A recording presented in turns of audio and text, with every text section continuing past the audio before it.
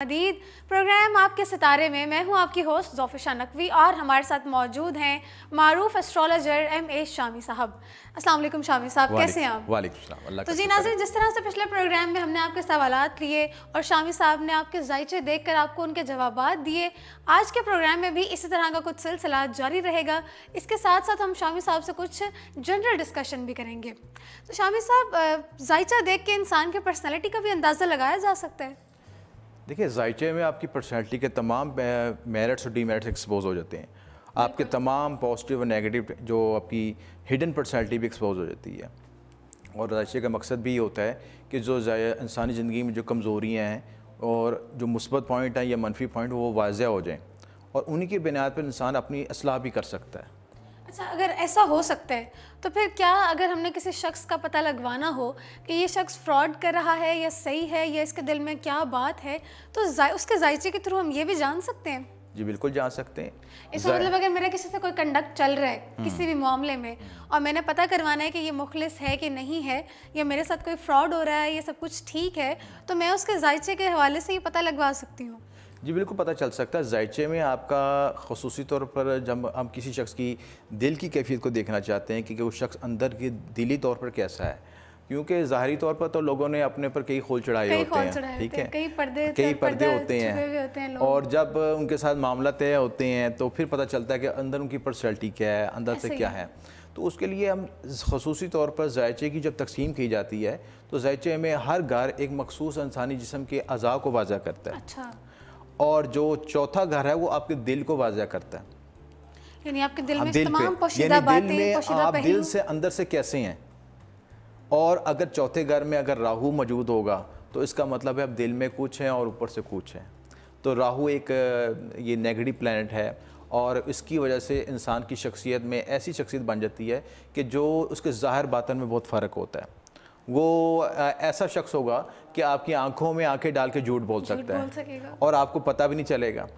आप देखेंगे ऐसे लोग जो कि बड़े बड़े मशहूर प्रॉपर्टी डीलर्स हैं, जो लोगों को मकान बनाने के ऐसे ऐसे तरीके और प्लॉट लारे बताते हैं और ज़बरदस्त दिखाते हैं, या और इस तरह के हमारे माशरे में ऐसे लोग जो कि पब्लिक डीलिंग से रिलेटेड हैं और अंदर से कुछ और बाहर से कुछ। तो जब उनके जायचे रीड किए जाते हैं तो अक्सर उनके घरों में चौथे घर में राहु मौजूद होता है। अच्छा, जैसे राहु की आपने बात की कि राहु एक नेगेटिव प्लैनेट है, तो इसकी और क्या क्या नेगेटिव असरात हो सकते हैं इंसान की ज़िंदगी पर? मतलब अगर ये चौथे घर में है राहु तो इसका मतलब आपके दिल पे ये एक इफेक्ट आपको बता रहे हैं ना। इसके अलावा आपकी ज़िंदगी में और राहु क्या क्या नेगेटिव बातें लेकर आ सकते हैं? देखिए, सिर्फ एक घर को नहीं देखते हम, उसके अलावा जायचे की पूरी इंटरप्रिटेशन की जाती है।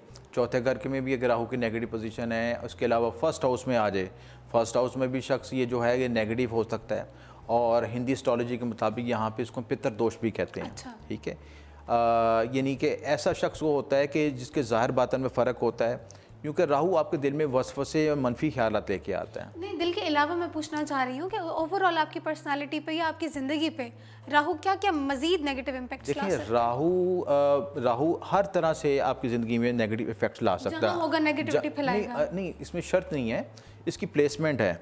जायचे में जिन घरों में, कुछ घरों में बहुत अच्छा भी है, मसलन तीसरे घर में उसकी राहु की पोजीशन बहुत अच्छी मानी जाती है। अच्छा। और मतलब इसकी ज़ोडिक साइन के लिहाज से किस घर में किस राशि के साथ, किस प्लैनेट के साथ बैठा है, तो उसके इफेक्ट्स उसके चेंज हो जाते हैं। तो इसलिए मैं कहता हूँ कि कोई भी प्लैनेट अच्छा या बुरा नहीं होता, उसकी प्लेसमेंट डिफरेंस होती है। जो प्लेसमेंट अगर नेगेटिव होगी तो वही शख्स जो है नेगेटिव से पॉजिटिव में कन्वर्ट हो जाएगा और अगर प्लेसमेंट बुरी होगी तो पॉजिटिव से नेगेटिव कन्वर्ट हो जाएगा। अच्छा शामी साहब, मज़ीद बातें तो चलती रहेंगी, हमें सवालात आने का सिलसिला शुरू हो चुका है।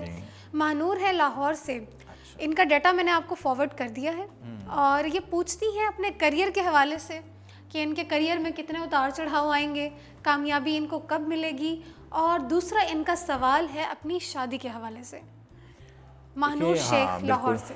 जायचा इनका माशाल्लाह अच्छा है, जुपिटर इनके फर्स्ट हाउस में बैठा हुआ है और इनके अंदर बासलाहियत तलीमी सलाहियतें और लीडरशिप की क्वालिटीज़ इसमें बहुत ज़्यादा हैं।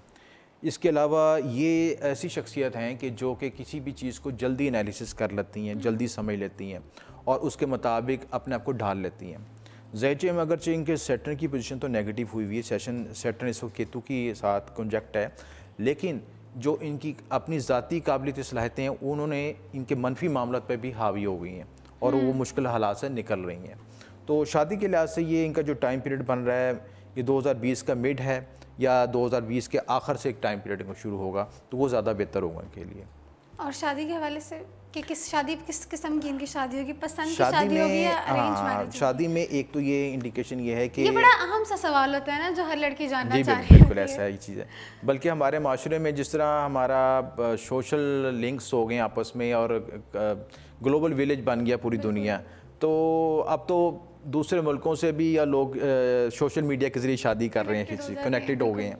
तो ये सबसे ज़्यादा यही सवाल आता है कि भी पसंद की शादी होगी या नहीं होगी। तो इसमें भी इनकी पसंद की तरफ रुझान नज़र आता है। 7वें घर से 5वें घर का कनेक्शन नज़र आ रहा है।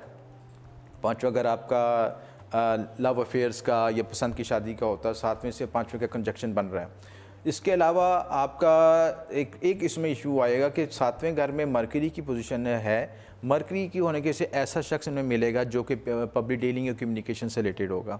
लेकिन यहाँ पे एक और मसला होगा कि इनकी आपस में शरीके हयात के साथ आर्गूमेंट्स बहुत हुआ करेंगे बिला वजह। दोनों डोमिनेंट पर्सनालिटीज है ना, जैसे आप बता रहे हैं। दोनों डोमिनेंट पर्सनालिटी होंगे। तो महानूर इस बात का आपने बहुत ज़्यादा ख्याल रखना है कि ज़्यादा बहस मुबाहिस से ना हो।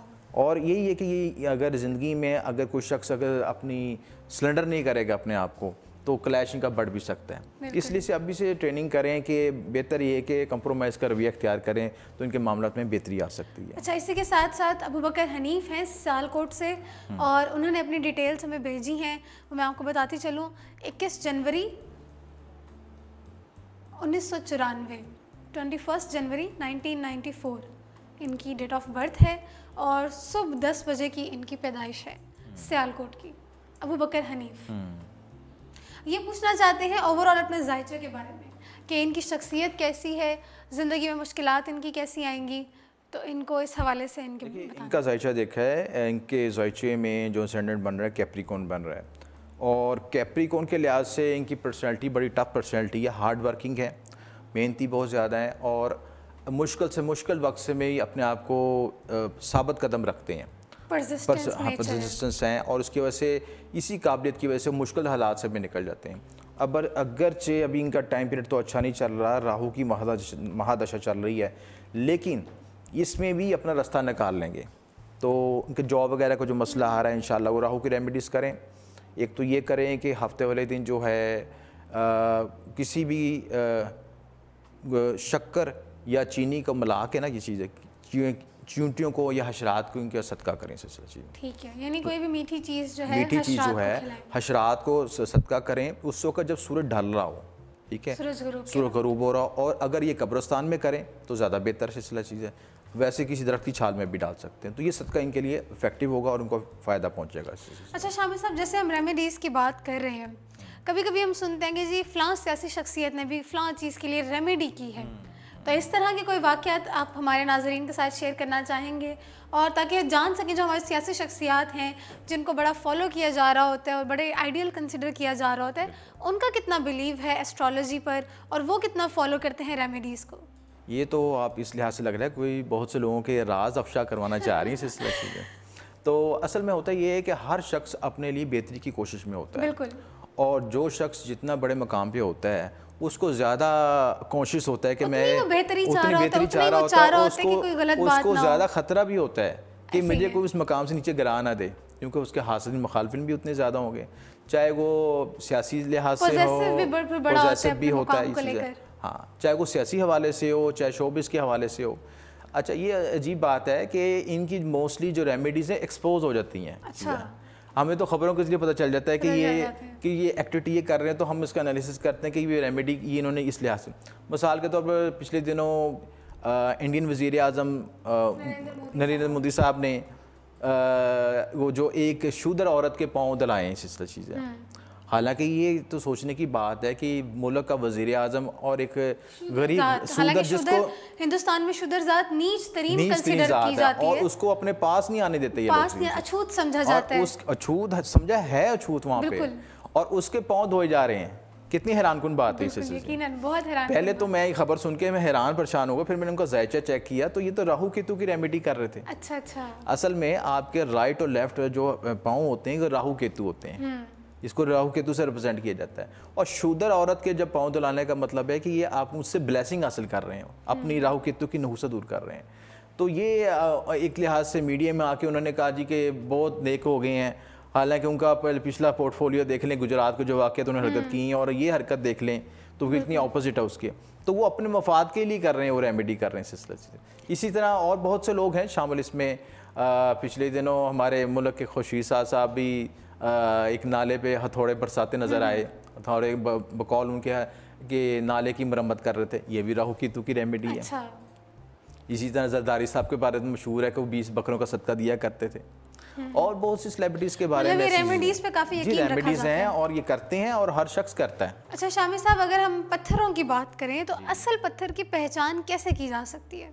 आज मैं यहाँ देख रही हूँ कि आप कुछ सैंपल के तौर पे कुछ पत्थर भी लेकर आए हैं। बिल्कुल, मैं अपने व्यूअर्स के लिए लेके आया हूँ और मेरी कोशिश भी ये है कि उनको ज़्यादा से ज़्यादा एजुकेट किया जाए और बेहतर से बेहतर उनको इन्फॉर्मेशन प्रोवाइड की जाए। आज के प्रोग्राम में तो हम खुसूसी तौर पे इनको ये बताएंगे कि आप अपने मतलब असली और नकली पत्थर की पहचान कैसे कर सकते हैं और फ्रॉड लोगों से बचा कैसे जा सकता है।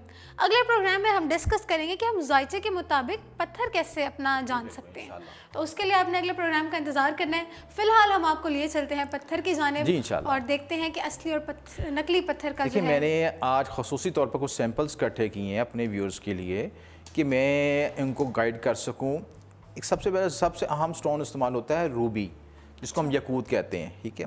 अच्छा, मार्केट में ये जो स्टोन मौजूद है ये आप देख सकते हैं कैमरे में, कारीन देख सकते हैं, व्यूअर्स देख सकते हैं, ये सिंथेटिक स्टोन है, प्लास्टिक और शीशे से है और उर्फ़ आम में इसको हम कहते हैं यकूत के नाम से कहते हैं या पोटा यकूत भी कहते हैं।